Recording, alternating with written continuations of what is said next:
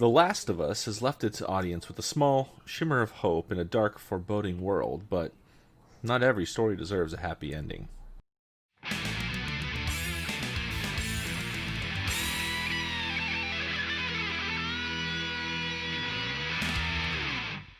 The Last of Us 2 leaks and spoilers have become a running joke online and also the source of controversy and drama. With the game just 7 days out from release, journalists are already posting reviews of their experiences playing through the game and its story.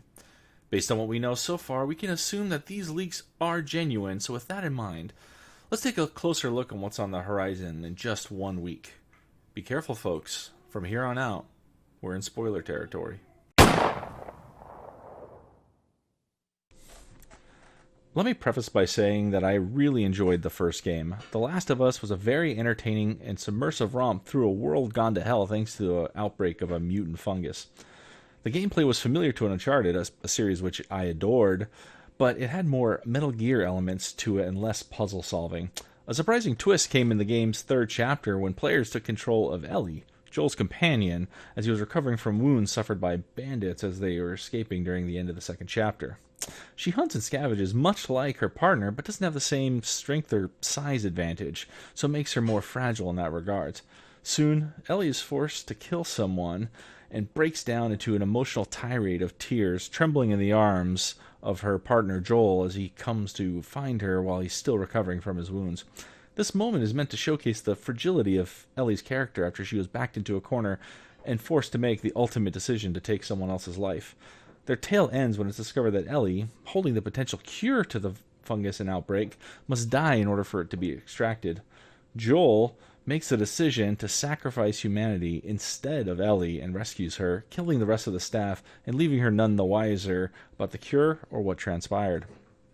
So, with that in mind, we go into the second game, and based on the leaks that we've received thus far, with a lot of conflicting claims and counterclaims, The Last of Us 2 story unfolds like this. Joel and Ellie are still the main protagonists, at least in the beginning, living as best as they can in the world. Ellie's immunity to the virus is kept a secret, because knowing so would put her life in danger. Ellie and Joel run afoul of a different group of survivors and end up killing them all. This survivor group, led by a new character named Abby, leads the charge to hunt Joel and Ellie down. Abby then murders Joel with a golf club while Ellie escapes. Abby and Ellie have a big climactic battle in which Ellie succumbs to her wounds and is killed. The big twist of this one is rumored to be that players will be taking control of Abby halfway through the game and forced to kill the two characters you control from the previous. Now, if we look at this objectively, Naughty Dog certainly has an interesting premise going on here. The world that's been previously established is cruel and unforgiving. Joel had been proven to be less than admirable in his handling of the cure and showcases his flaws. Whether Ellie has something similar is yet to be seen, as the details are scarce at this time. And I know I'm kind of dumbing down the leaks and breaking them down to their most bare-bones bullet points, and I'm sure if you take any other game or film and took into bullet points, they might not sound that interesting or entertaining. However, there is a lot to be said about killing off the two beloved main characters from the previous game. People had grown to know and love Joel and Ellie. When you play a game for a while, especially a very popular and critically renowned game such as The Last of Us, you become attached to these characters, and this, the writing says a lot for it. The opening prologue, in which you control Joel as he is forced to deal with the initial outbreak as it's happening, and his daughter is killed during the chaos. It kind of opens up the player, you, to experiences that you may not felt before, but you empathize with Joel, seeing that he's lost probably the greatest thing in his life and is forced to cope with it and deal with it forevermore. So you look at Joel as a humble character, one that'll do anything it takes to protect those he loves if given the opportunity, because he doesn't want to deal with that again, which is why his relationship with Ellie is so interesting. Ellie, on the other hand, she came in during the midpoint of the first chapter. She's found by Joel, and she has her own quirks and flaws, but she was a good companion, and the added twist of taking control of her while Joel's recovering made the players feel more attached to her as well. So you wanted to see these two characters make it through and survive all the way to the end, but not sure as we go into the sequel.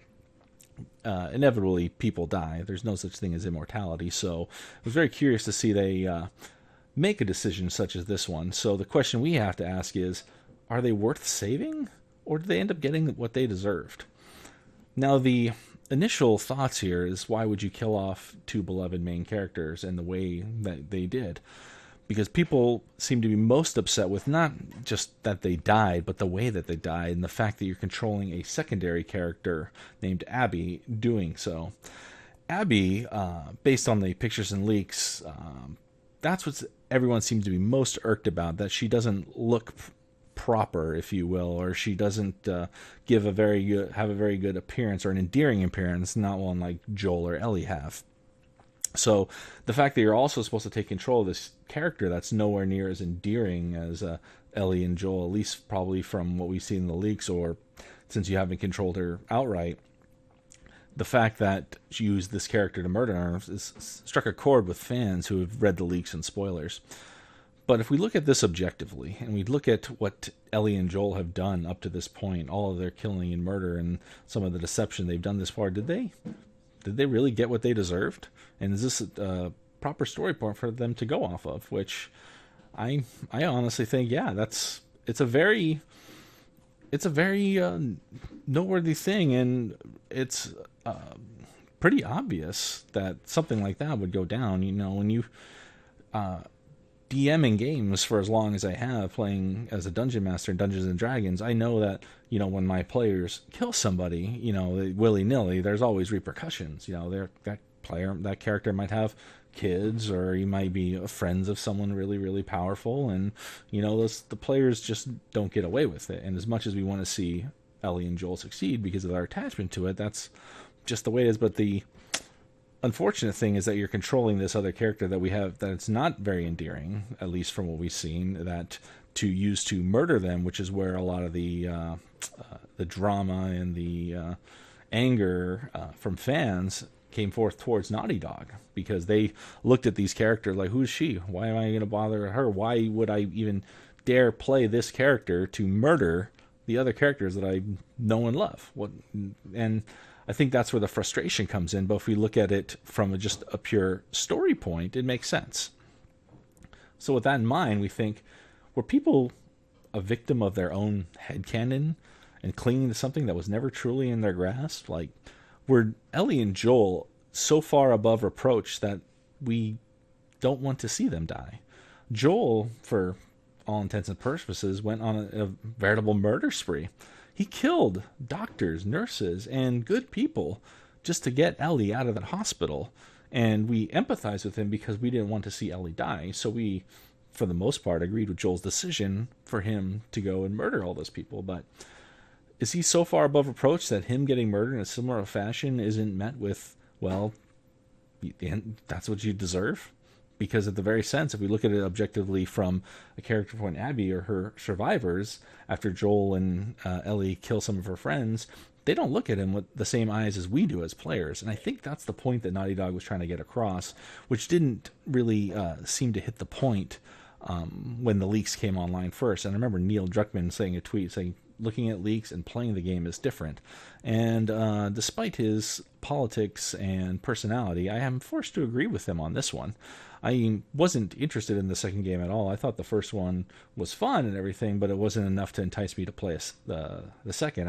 I kind of just wrapped up the story in my mind. I didn't really want to see it go forward, but I was happy with the ending we got in the first game, so there's no need for me to play number two.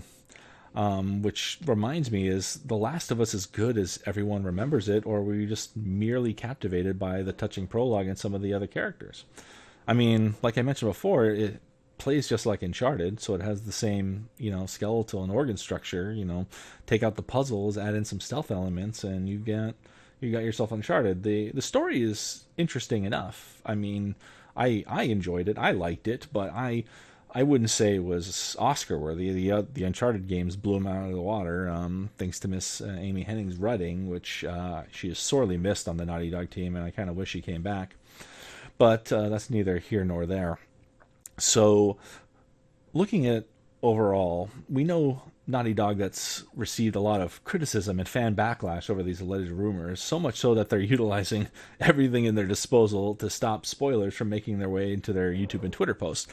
A lot of people thought they were just scared of getting ratio, but in reality they were just protecting their other fans, because you have to remember Twitter and YouTube and everything else is not a lens into the world as it is. You have a unique user base on Twitter and YouTube, and they don't represent what the people see on the world. And as the reviews are coming out, the game is getting stellar reviews, near perfect scores, and perfect scores from dozens of respected and unrespected journalists out there who are praising the game and enjoying it, which is what I think everyone else expected. The hemming and hawing from some of the fans that read the leaks, perhaps some of them weren't even fans or purchasers of the initial games to begin with.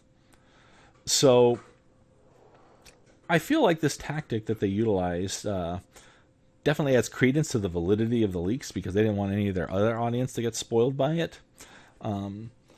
And at the end, we really look at the story of The Last of Us 2 as a bad one. The theme of it all seems to be that violence begets more violence, which is a true statement that I believe. But the ending of the game leans towards Ellie's group finding out about her death and then putting together their own army to hunt down Abby and the rest of her clan. And this revolving door will lend itself to tell more stories and introduce plenty of new characters, and the world they created becomes an endless canvas to tell these stories. And maybe, just maybe, that was the point. At the end of the day, Naughty Dog's a business, and businesses need money. Creating a world where stories can be easily evolved and told is a dream in most developers' eyes. So maybe Abby and her gang live to fight another day at this one, but The Last of Us, in sequels, you keep cycling through until perhaps, a couple decades down the road, we finally see some true change in the world. Now, this game may dissuade some fans from the previous from playing it, but hopefully a tale or two in this universe will bring them back. Perhaps we'll see what happens in the next game, The Last of Us Part 3.